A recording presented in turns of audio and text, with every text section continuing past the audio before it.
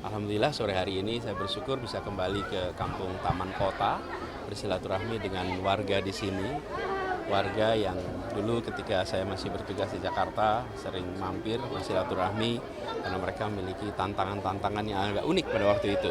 Dari mulai bencana sampai persoalan-persoalan kepastian tentang tempat tinggalnya.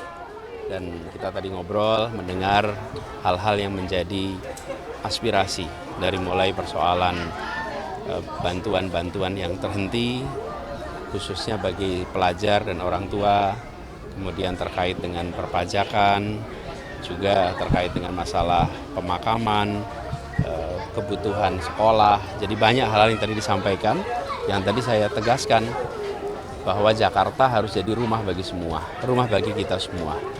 Jangan keluarga-keluarga hidup dengan tegang, tapi harus bisa hidup dengan tenang. Jadi itu prinsipnya, dan tadi saya sampaikan terima kasih telah menyambut. Dan sekarang saya mengundang Pak RT, Pak Yusuf untuk menyampaikan. Silakan Pak RT. Ya, terima kasih buat silaturahmi di Taman Kota, khususnya di RT 1605.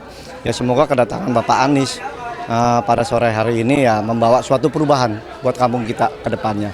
Ya, kita aminkan untuk semuanya. Dan terima kasih Bapak. Terima kasih buat semuanya tim yang telah hadir pada sore hari ini. Ya, itu saja. Terima kasih. Terima kasih Pak Yahya. Saya dengan Pak Slamet sekarang, tokoh. Warga RT 16 sangat berterima kasih dengan Pak Anies. Berkat jasa beliau, berkat bantuan beliau, kami masih bisa berkumpul dengan saudara-saudara kami, bisa kumpul dengan saudara-saudara kami dan tetangga-tetangga kami. Mungkin kalau tidak ada uluran tangan dari Pak Anies, dengan tidak ada kebijakan dari Pak Anies, kami udah nggak tahu kemana. Di tahun 2018 kami benar-benar terpuruk lah, udah kebakaran, nggak bisa bangun. Tiap hari kami disamperin Satpol PP, tiap hari kita di tengah Satpol PP. Bulldozer udah siap di depan juga. Berkat bantuan beliau, Pak Anies yang benar-benar mulia, kami bisa tinggal lagi di sini. Sekali lagi kami selaku warga RT 16 Pak Anies mengucapkan beribu-ribu terima kasih. Mudah-mudahan Pak Anies bisa selalu sehat dan jadi DKI 1. Amin. Amin. Terima kasih Mas Slamet. Bisa disampaikan Pak, partai-partai apa saja yang sudah Oh, semuanya sudah. Jadi tentu pendaftaran itu masih tanggal 27 sampai 29. Jadi proses formalnya masih menunggu jadwal sesuai jadwal KPU. di sini partainya yang ada di yang hari ini yang mendukung Pak sudah resmi karena ada pertanyaan Ya, itu semua yang DPW-nya sudah menyampaikan ya. Karena itu saya lihat di sini juga baru lihat di sini. Pak, lihat depan Pak. Oh iya ya, siap. Pak Anies, Pak ini kan ada sinyal bahwa PKS yang sebelumnya diusung Pak Anies akan berkoalisi apakah mendukung Pak Anies karena sudah diberi waktu 40 hari untuk mencapai koalisi tapi belum ada. Ini bagaimana tanggapan? Ya, alhamdulillah secara resmi kita belum mendengar apa-apa. Jadi kalau kabar-kabar angin banyak sekali, spekulasi banyak sekali. Kita ikuti sikap resmi karena itulah sikap yang menjadi rujukan kita semua. Dan kita tahu bahwa proses pendaftaran itu 27 sampai 29 Agustus. Masih berapa hari lagi nih? 18 sampai 20 hari ya. Ya, kita lihat saja perkembangannya. Pak Anies, semalam kan Caimin ketemu sama Pak Prabowo ya, kayaknya udah fix banget nih untuk bergabung gitu. Apakah menurut Pak Anies ini kans Pak Anies makin kecil? Silaturahmi itu baik-baik saja. Jadi ketika Gus Imin bersilaturahmi dengan tokoh-tokoh bangsa, dengan pimpinan-pimpinan partai yang lain, itu adalah satu sikap bernegara yang matang, modern. Karena itu saya memandang itu sebagai silaturahmi yang baik-baik saja.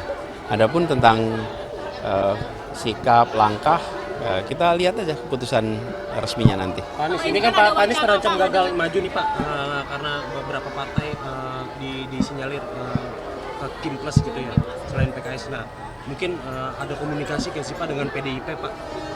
Komunikasi dengan semua ada. Dan selama ini pun juga ada. Dan Masuk PDIP ya Pak? semuanya, termasuk PDIP, termasuk semuanya. Bisa dibilang semua partai. Tapi tertarik dengan PDIP Pak? Jadi semua komunikasi berjalan dan ada yang sudah bisa mengumumkan awal, ada yang belum bisa mengumumkan awal. Dan tiap-tiap partai punya prosedur, punya tantangan, kesempatan, situasi yang berbeda-beda. Saya menghormati proses yang ada di tiap-tiap partai dan saya mengajak kepada semua untuk juga menghormati dan memantau sehingga nanti ketika ada sikap resmi itulah rujukan kita.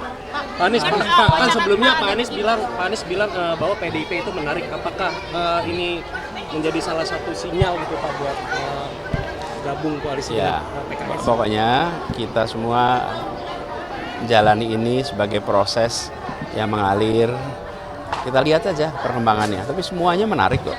Pak, dengan adanya Kimplas, Pak, dengan adanya Kimplas, apakah ini kan diisukan bahwa upaya untuk mencegah Pak Anies? Nah, apakah Bapak merasa seperti itu? Ya, saya dengar komentarnya Pak Sekjen PDIP.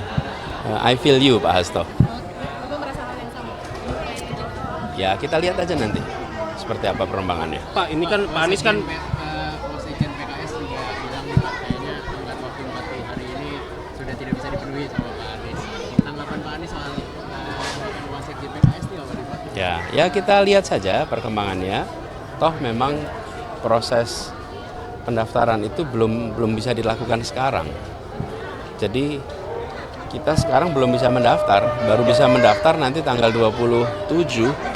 Jadi kita lihat perkembangannya. Tapi Pak Anies dari PKS juga ada ya Pak Anies sampaikan ke Pak Anies ini. Gimana Pak? Saya izinkan saya untuk tidak saling berbantah. Pak Anies ini kan dukung optimis dapat tiket di Pilgub Pak. Begini, ini Pilgub itu adalah tentang rakyat Jakarta. Teman-teman datang ke masyarakat, ketemu, mereka menginginkan Jakarta yang diurus dengan serius. Mereka menginginkan Jakarta yang tenang, Jakarta yang memberikan kesempatan yang setara, dan itu yang menjadi fokus perhatian saya. Pertanyaan warga dari tadi, kemarin, tidak ada yang tanya partainya apa, wakilnya siapa, ada jegal-menjegal, nggak ada warga yang tanya itu. Warga tanya tentang, Pak KJP-nya bagaimana, Pak tanah saya bagaimana, Pak pendidikan seperti apa. Inilah sesungguhnya esensi pilkada. Dan saya memilih untuk fokus di situ. Karena itu semua pertanyaan-pertanyaan yang terkait dengan proses politik, biarlah itu mengalir jalannya. Karena aspirasi warga, dan aspirasi warga itu kemudian ditangkap oleh partai di daerahnya. Kalau di Jakarta namanya DPW. Karena itu kemudian DPW mengusulkan nama dengan melihat aspirasi warga. Kemudian dibawa kemana? Diproses di tingkat pusat. Tapi cerminan aspirasi warga itu ada di mana? Ada di DPW. Jadi kalau ada nama yang muncul dari DPW, muncul dari aspirasi rakyat, itu pasti mencerminkan agenda yang ada di daerah ini, Jakarta. Jadi saya akan fokus terus di situ sambil kita lihat perkembangannya nanti.